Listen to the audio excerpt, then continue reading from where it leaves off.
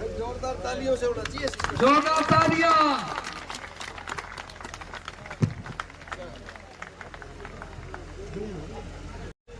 हजारों साथियों के साथ भाई कर्नल राजेंद्र रावत जी ने आम आदमी पार्टी का दामन थामा है। मैं मंच के माध्यम से भाई को भरोसा देना चाहता हूं, आम आदमी पार्टी भाई का और भाई की पूरी टीम का पूरा मान सम्मान करेगी। साथियों, अरविंद केजरीवाल जी वो शख्सियत है जो अपने रास्ते में सबसे लंबा चलता है, उसको गले लगाते हैं और अपने गले का वो साथी बनाते हैं जैसे और साथी उन्होंने बना के। मेरे मन में राजनीति का कोई पहले तो कोई मतलब ही नहीं था। मेरे पुरखों ने वो सबसे बड़े बड़े बलिदान दिए हैं। 1857 के गदर में आप सभी जानते भी होंगे, फांसी पे झूल गए देश के लिए। और मेरा ये जो रगों में वही खून है।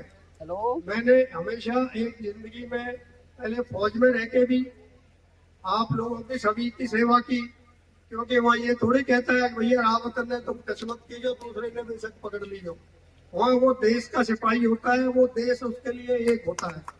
उसके लिए सारी जाति, सारे धर्म या कोई भी भाषा बोलने वाला क्षेत्रीय कोई भी आदमी हो, उसके लिए वो अपना समझता है वो उसको, और वो देश भी उन फौजियों को अपना ही समझता है।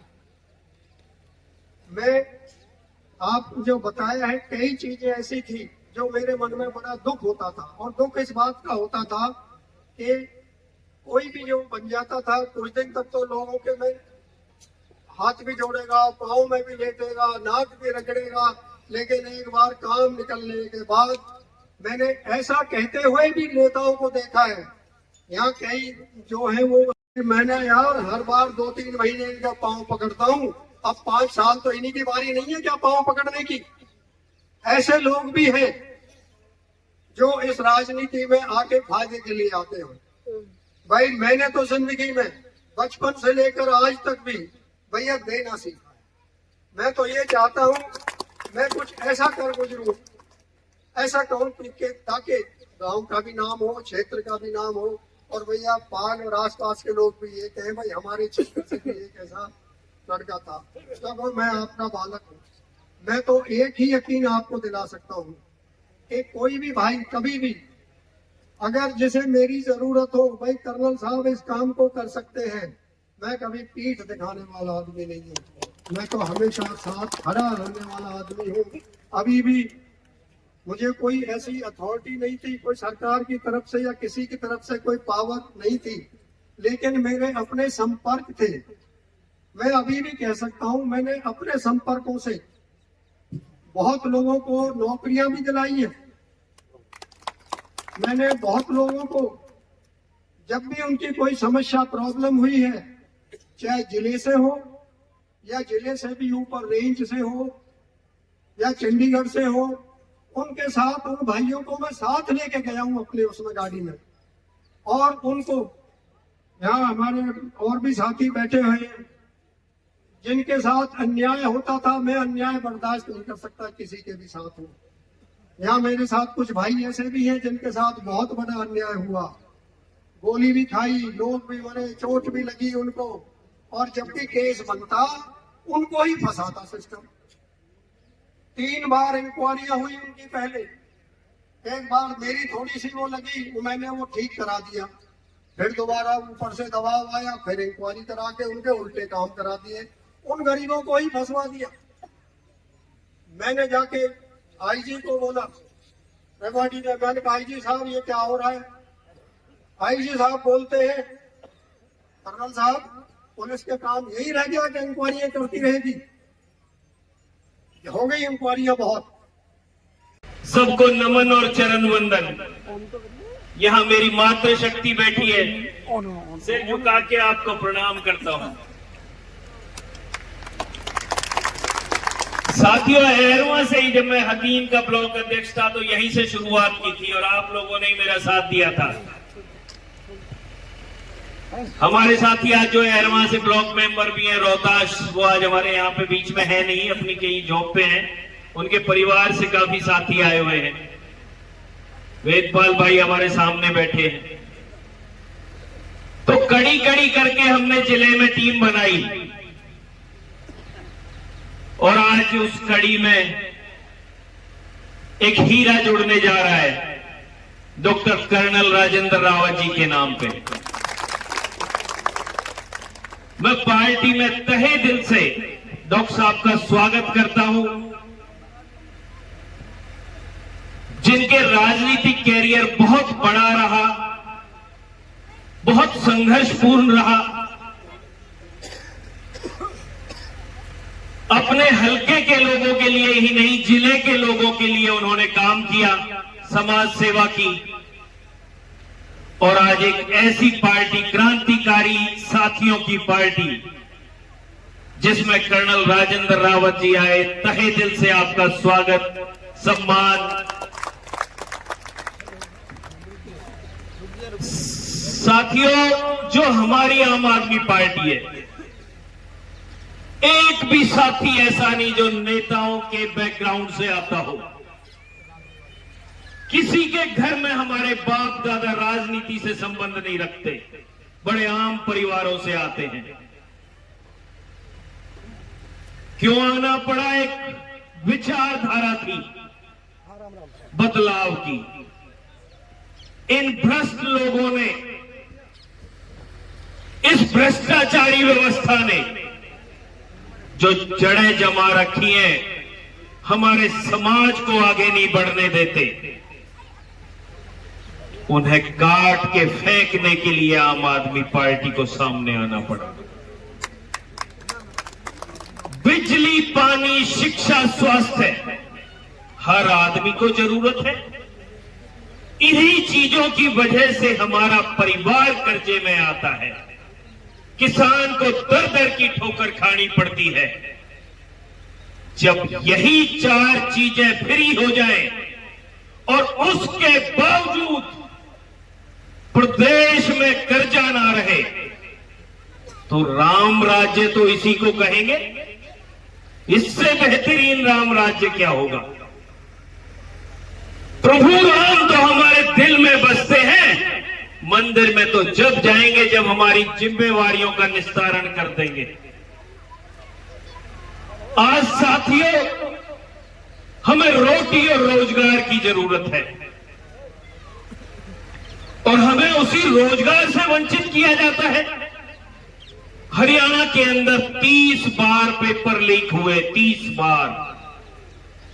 और 7 मार्च का तो बिल्कुल ताजा उदाहरण देता हूं। 13,535 वैकेंसी थी ग्रुप डी की। उसमें से 7 तारीख को रात को 12 बजे डिक्लेरेशन कर दिया, 10,000 सिलेक्ट हो गए विदाउट डॉक्यूमेंट वेरिफिकेशन, मतलब उनका कोई भी कागजात जांच किए बिना। अब वो 10,000 युवा जिनको 2018 से तो इसने खट्टर ने भरा नहीं, अब 10,000 जॉब इसने दी, वो कोर्ट के चक्कर काटेंगे। अब वो 10 के 10,000 सब फर्जीवाड़ा। जय हिंद साथियों, आज विधानसभा अधीन जिला पलवल गांव मैरवा में हमारे एक बहुत ही मजबूत साथी राजेंद्र सिंह रावत जी, जो डॉक्टर भी हैं और मिलिट्री में कर्नल भी रहे हैं, उन्होंने हजारों साथियों के साथ आज आम आदमी पार्टी को ज्वाइन किया है। हम सबसे पहले तो भाई का हार्दिक अभिनंदन करते हैं और स्वागत करते हैं। मैं आपके माध्यम से बताना भी चाहता हूं, आम आदमी पार्टी भाई राजेंद्र रावत जी को पूरा मान सम्मान देगी और अपनी पलकों पर बिठा कर रखेगी। उसके साथ साथ आम आदमी पार्टी का परिवार दिनों दिन बढ़ता जा रहा है और हमने करीब 1.5 लाख के करीब कार्यकर्ता हमारे हरियाणा में बनाए हैं। जब हमने पीछे बिजली आंदोलन किया और उसके साथ साथ हमने जो विलेज कमेटी बनाई, सेक्टर अध्यक्ष बनाए, हमने जो 1.5 लाख कार्यकर्ता हरियाणा के अंदर आम आदमी पार्टी ने मात्र 6 महीने में तैयार किया।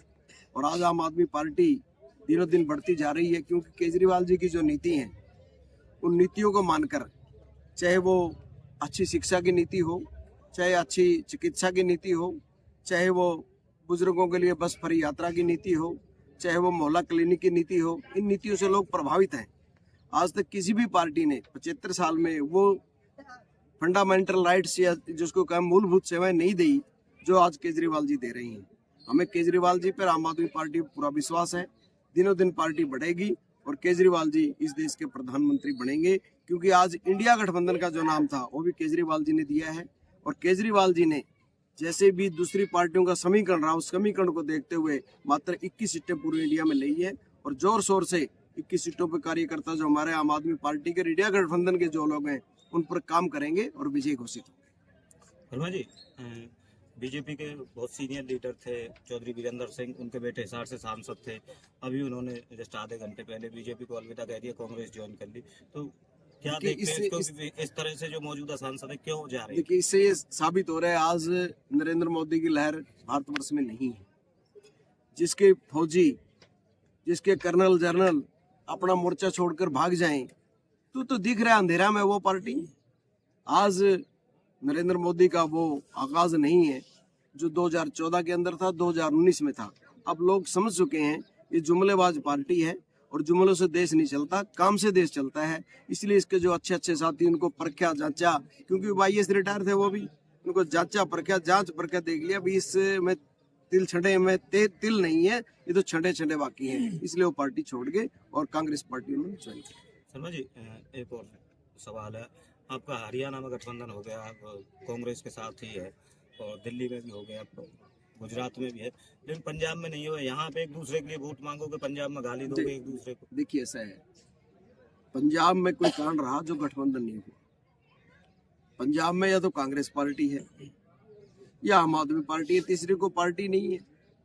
जो साथी जीतेंगे कांग्रेस पार्टी के वो भी हमारे हैं और जो आम आदमी पार्टी जीत पाएगी वो भी हमारी है। नहीं, दोनों लड़ोगे तो फिर नुकसान किसको होगा? जीतना तो हमारे में से किसी को भी जीतो। जहाँ कोई बात ठीक नहीं आती, ये जरूरी थोड़े भी एक खेत में किसी का सिर हो जाए और दूसरे खेत में कहते मैं तो नहीं करता। जबरदस्ती कोई नहीं है ना।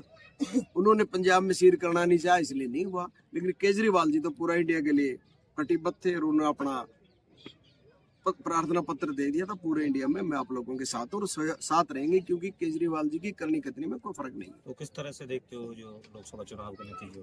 लोकसभा चुनाव के नतीजे हमारे इंडिया गठबंधन के पक्ष में आएंगे सारे। शर्मा जी, आपने लोकसभा चुनाव में गठबंधन किया है कांग्रेस सरकार से, तो क्या ये गठबंधन आपका लोकसभा चुनाव में भी देखने को मिलेगा, विधानसभा चुनाव में? देखिए, ऐसा है, हम पहले भी कह चुके हैं, आज जो गठबंधन हमारा इंडिया गठबंधन है वो अकेला कांग्रेस से गठबंधन नहीं है। कई पार्टियां हो रही इसमें। आप कांग्रेस गठबंधन क्यों लेके चल रहे हैं उसको? पूरे कई पार्टियां हैं, सबका गठबंधन है। उसके बाद आगे देखते हैं पार्टी क्या करेगी। वो तो अगली साल में कैसी फसल पैदा होगी, कैसे क्या होगा, उसके बाद की बात है ना। तो आज जो हमारा गठबंधन है, हम अंतरात्मा से निष्पक्ष होकर इस गठबंधन को निभाने का काम करेंगे और पूरा जोर शोर से आम आदमी पार्टी का कार्यकर्ता अपने मोर्चे पे डटा रहेगा और अपना मोर्चा जीतने का काम करें। शर्मा जी, बात करें, अभी दिल्ली में एक वीडियो भी वायरल हो रहा है कि सड़कों पर नमाज पढ़ने वाले जो हैं उन लोगों को पुलिस द्वारा बर्बरता पूर्वक उनकी पिटाई की गई है। क्या कहेंगे इसको लेकर? देखिए, ये उन्माद का विषय है। जिस पुलिस वाला ने एक इबादत करते हुए किसी भी व्यक्ति को ऐसा करने की कोशिश करी है, तुरंत प्रभाव से उसको बर्खास्त करना चाहिए, उसको सजा मिलनी चाहिए। धर्म की सबकी अपनी आस्था है और कोई भी धर्म बाध्य नहीं है, चाहे हिंदू है, चाहे मुस्लिम है, चाहे सिख है, सिखाई है, उसमें राजनीति से उसका कोई लेना देना नहीं। और उस धर्म के अंदर जो आदमी अड़ंगा उड़ाएगा उसका नुकसान अवश्य हो। शर्मा जी, बात करें, अभी हाल ही में हरियाणा के 10 सांसदों का रिपोर्ट कार्ड एक अखबार के रिपोर्ट प्रकाशित हुआ है। बात करें फरीदाबाद लोकसभा सांसद की, तो रिपोर्ट के अनुसार 10 सालों में उन्होंने संसद में एक भी सवाल नहीं पूछा। वहीं बात करें फंड की, तो सबसे कम जो विकास कार्यों पर फंड खर्च हुआ है वो फरीदाबाद लोकसभा में खर्च हुआ है। क्या कहना चाहिए? जहाँ तक फरीदाबाद की बात है, फरीदाबाद के अंदर जो सांसद है अपने आप में सुपर पावर है। मुझे ऐसा लगता है वो मुख्यमंत्री से भी बड़ा है और उसकी डायरेक्ट नरेंद्र मोदी से एक ही थाली में खाना है। मुझे नहीं लगता उसका कोई अहित हो सकता है और नरेंद्र मोदी उसका अहित कर सकते हैं। जो कमाऊ पूत होता है ना, कमाऊ पूत का अहित कौन करेगा? उनको पता है नरेंद्र मोदी जी को कमा के दे रहे हैं। उद्योगपति शहर के अंदर है, जहाँ उद्योगपति ज्यादा रहते हैं, इंडस्ट्रियल चाहे सारे के सारे। शर्मा जी, बात करें, भी हाल ही में आपकी पार्टी के जिला सचिव जितेंद्र शर्मा, सोशल मीडिया पर उन्होंने पोस्ट भी डाला है, उन्होंने पार्टी से त्यागपत्र देने की घोषणा की। जितेंद्र शर्मा की मेरे से फोन पे बात हुई है कल भी मेरी बात हुई थी, वो कहते हैं जी मेरी आईडी से कोई और लिख रहा है, मैंने त्याग पत्र नहीं दिया। आप फोन करके उससे पूछ सकते हो इस बात को। आम आदमी पार्टी का जब से कोई सिपाही बनता है सेला से पार्टी नहीं छोड़ता। किसी ने और आईडी डाल दी होगी, आईडी पे किसी ने और डाल दिया होगी, किसी ने। मेरी बात हुई है फोन से उसकी, और फोन की बात सच्चाई मैं आप लोगों के सामने बता रहा हूँ। और पार्टी में अधिक सिपाही है, सिपाही रहेगा। आप कह रहे हो कि आम आदमी पार्टी का कोई कार्यकर्ता पार्टी नहीं छोड़ता, बड़े बड़े नेता गए, निर्मल सिंह नेता जा सकते हैं, कार्यकर्ता पार्टी नहीं छोड़ रहा। नेता तो जा सकते हैं, नेता तो आते रहते हैं, जाते रहते हैं। अभी भाजपा में नेताओं को तो थोड़ा सा लालच चाहिए, वो छोड़ के चला जाएगा। लेकिन कार्यकर्ता जो हमारा है वो बहुत ही डेडिकेटेड है, ईमानदार है, और केजरीवाल के साथ कंधे से कंधा मिलाकर चलने वाला है। शर्मा जी, आपका और कांग्रेस का यहाँ पे अलायंस है और चर्चाएं हैं कि इनेलो भी गठबंधन में आने वाली है, तो आप किस तरह से देखते हैं? ये सवाल तो आप इनेलो से पूछ सकते हैं। हमारा इंडिया गठबंधन में अलायंस क्या है। ऐसी कोई चर्चाएं हैं आपस नहीं, में? मुझे ऐसी कोई चर्चा नहीं सुनी। आपके नॉलेज में संज्ञान होगी तो आप जानते इस बात। देखिए, डॉक्टर कर्नल राजेंद्र रावत जी, जिन्होंने आज बीजेपी को छोड़कर, या यूं कहें कि बहुत लंबे राजनीतिक कैरियर को छोड़कर आज आम आदमी पार्टी का दामन थामा है।